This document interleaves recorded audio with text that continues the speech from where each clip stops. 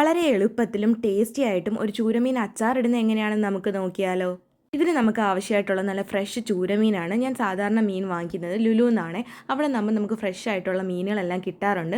ഒരു മാസത്തേക്കുള്ള മീൻ ഞാൻ നേരത്തെ തന്നെ വാങ്ങി ഫ്രിഡ്ജിൽ സൂക്ഷിക്കാറാണ് പതിവ്.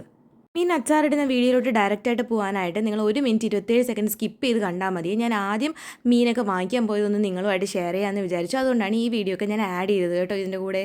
അപ്പോൾ ഇന്ന് ഞാൻ മീൻ വാങ്ങിക്കാൻ പോയപ്പോഴത്തേക്ക് എന്തൊക്കെ മീനാണ് വാങ്ങിച്ചതെന്ന് അറിയണ്ടേ. ഞാൻ കുറച്ച് കൊഞ്ച് വാങ്ങിയിട്ടുണ്ടായിരുന്നു. എൻ്റെ മോൾക്ക് കൊഞ്ച് വേണമെന്ന് കുറേ ദിവസമായിട്ട് പറയുന്നുണ്ടായിരുന്നു. ഫ്രൈ ചെയ്യാൻ വേണ്ടിയിട്ട് നമ്മുടെ നാടൻ കരിമീൻ കുറച്ച് വാങ്ങി വെച്ചിട്ടുണ്ടായിരുന്നേ. ബാക്കി എല്ലാ മീനും നമുക്കിവിടെ ഇഷ്ടം പോലെ കിട്ടുന്നതാണ്. അതുകൊണ്ട് ഞാൻ കരിമീൻ മാത്രമേ അവിടെ എടുത്തിട്ടുണ്ടായിരുന്നു. പക്ഷേ അവിടെ തന്നെ മാരിനേറ്റ് ചെയ്ത് ഒരുപാട് മീനുകൾ, അതായത് നമ്മുടെ അയല, എല്ലാ മീനുകളും തന്നെ മാരിനേറ്റ് ചെയ്ത് വെച്ചിട്ടുണ്ടായിരുന്നു. അവരുടെ ഫിഷ് മസാലയ്ക്ക് ഒരു പ്രത്യേക ടേസ്റ്റാണ്.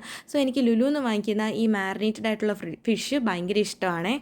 അതുപോലെ തന്നെ വലിയ മീൻ എന്തെങ്കിലും വേണമെന്നുണ്ടെങ്കിൽ നമുക്കത് കട്ട് ചെയ്ത് വാങ്ങിക്കാൻ പറ്റുന്ന രീതിയിൽ വലിയ മീനിൻ്റെ ചെറിയ വാലിൻ്റെ പീസ്, തലയുടെ പീസ് അങ്ങനെ ആക്കിയും കട്ട് ചെയ്ത് വെച്ചിട്ടുണ്ട്. അങ്ങനെ അതിൽ നിന്ന് സാമൺ ആണെന്നുണ്ടെങ്കിൽ ഭയങ്കര റേറ്റാണ്. അതിൽ നിന്നൊരു ചെറിയ പീസ് മാത്രമേ വാങ്ങിയിട്ടുണ്ടായിരുന്നുള്ളൂ. പിന്നെ എപ്പോഴും ഞാൻ പോയാൽ വാങ്ങിക്കുന്ന ഒരു സാധനമാണ് നമ്മുടെ ഈ കക്കത്തോരൻ. ഇന്നിപ്പോൾ വലിയ കക്കയാണ് കിട്ടിയത്. സാധാരണ ഇവിടെ ചെറിയ കക്കത്തോരൻ കക്കത്തോരനല്ല, കക്ക മീൻ കിട്ടാറുണ്ട്. അതും വാങ്ങിച്ച് വെക്കാറുണ്ട്. ഇതുപോലെ തുണ്ടായിട്ട് നമുക്ക് കട്ട് ചെയ്ത് മേടിക്കണമെങ്കിൽ നമുക്ക് അങ്ങനെയും മേടിച്ചുകൊണ്ട് വീട്ടിൽ പോവാം.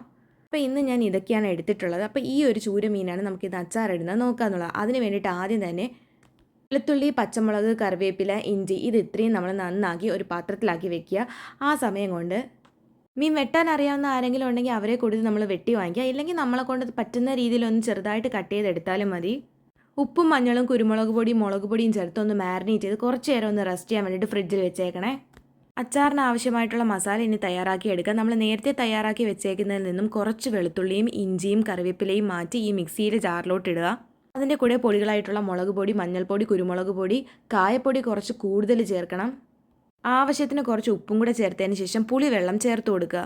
ഇതിൻ്റെ എല്ലാം ഞാൻ ടേബിൾ സ്പൂൺ, ടീസ്പൂൺ കണക്ക് പറയുന്നില്ല. കാരണം നിങ്ങൾ എടുക്കുന്ന ക്വാണ്ടിറ്റി എത്രയാണോ അതിനനുസരിച്ച് നമ്മുടെ ഒരു ഊഹം കാണുമല്ലോ, അത് വെച്ചിട്ടാണ് നമ്മളിവിടെ ചെയ്തിരിക്കുന്നത്. ഇതിന് ശേഷം നമ്മൾ മാറ്റി വെച്ചേക്കുന്ന ഇഞ്ചി, വെളുത്തുള്ളി, കറിവേപ്പില എന്നിവ നന്നായിട്ട് വറുത്ത് കോരുക. സെപ്പറേറ്റ് ആയിട്ട് തന്നെ വറുത്ത് കോരണം. കാരണം ഇതിനെല്ലാം വേവ് പലതാണ്. അതൊന്ന് മൂത്ത് വരുന്നതിന് ശേഷം നമുക്ക് ആ എണ്ണയിൽ തന്നെ നമ്മുടെ മീനിനെ എല്ലാം നല്ല കറുമുറി ഫ്രൈ ചെയ്തെടുക്കാം. അടുത്ത ഒരു പാനിൽ നല്ലെണ്ണ ചൂടാക്കിയതിന് ശേഷം അതിനകത്ത് കടുകിട്ട് പൊട്ടിച്ച് നമ്മൾ നേരത്തെ അരച്ച് വെച്ചേക്കുന്ന ആ ഒരു മിക്സ്ചർ ഇതിനകത്തിട്ട് നന്നായിട്ട് മൂപ്പിക്കുക.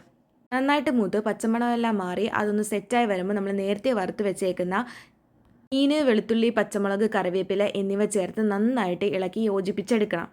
ഇപ്പം നമ്മുടെ അച്ചാർ നല്ല തിക്കായിട്ടായിരിക്കും ഇരിക്കുന്നത്. ഇതിനി ഗ്രേവി ആക്കി എടുക്കാൻ വേണ്ടിയിട്ട് നിങ്ങൾക്ക് വിനാഗിരി ഒഴിച്ചു കൊടുക്കാവുന്നതാണ്. അപ്പോൾ ഇതുപോലെ ലൂസായി കിട്ടും. ഞാൻ ഓഫീസിൽ ചോറ് കൊണ്ടുവരുമ്പോഴത്തേക്ക് എൻ്റെ ഫ്രണ്ട്സൊക്കെ പ്രത്യേകം പറയാറുണ്ട്, എടി അച്ചാർ ഉണ്ടാക്കുമ്പോൾ കൊണ്ടുവരണേന്ന്. അവർക്കൊക്കെ ഏറ്റവും ഇഷ്ടപ്പെട്ട അച്ചാറാണ് ഇത്.